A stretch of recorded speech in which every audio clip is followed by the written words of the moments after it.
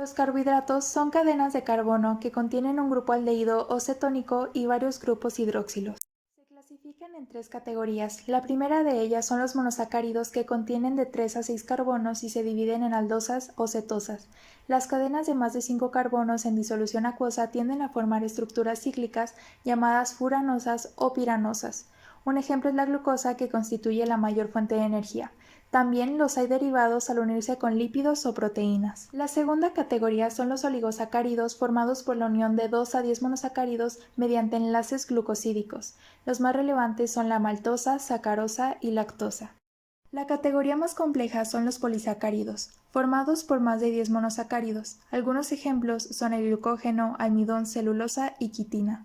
Entre sus funciones están el almacenar y reponer energía, además de formar estructuras celulares y funcionar como determinantes antigénicos. Las fuentes de alimento donde los encontramos son cereales, lácteos, legumbres, frutas, verduras y tubérculos. Los lípidos tienen como base estructural ácidos grasos, que son cadenas hidrocarbonadas con un grupo carboxilo. Los conocemos como saturados cuando solamente presentan enlaces simples e insaturados cuando tienen enlaces dobles en su estructura.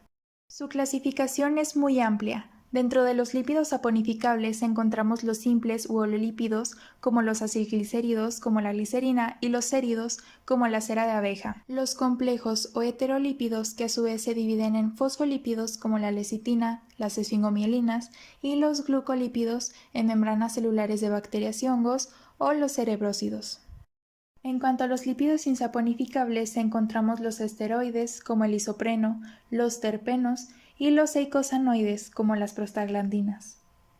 En sus funciones tenemos la nutricional, con los ácidos grasos esenciales y vitaminas liposolubles, almacén de energía en el tejido adiposo, control, como las hormonas, esteroides, prostaglandinas, forman estructuras como las membranas biológicas, sirven como aislamiento térmico, amortiguador mecánico y transporte, como las lipoproteínas, colesterol y triglicéridos.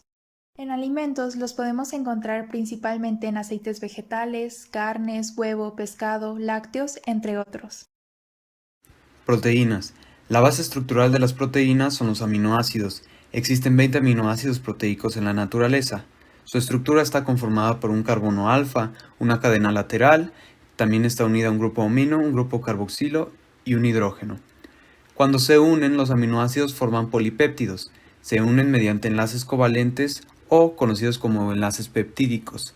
Cuando se dan estos enlaces se genera agua y se dan entre el grupo carboxilo y el grupo amino de dos aminoácidos diferentes.